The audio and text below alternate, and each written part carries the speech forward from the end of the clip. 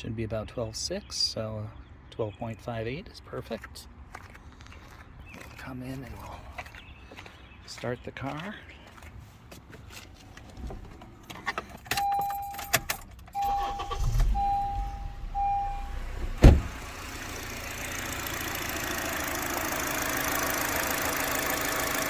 Dip down as it should.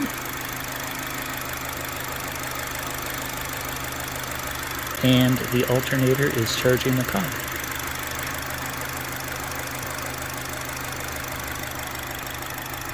So our battery should be good.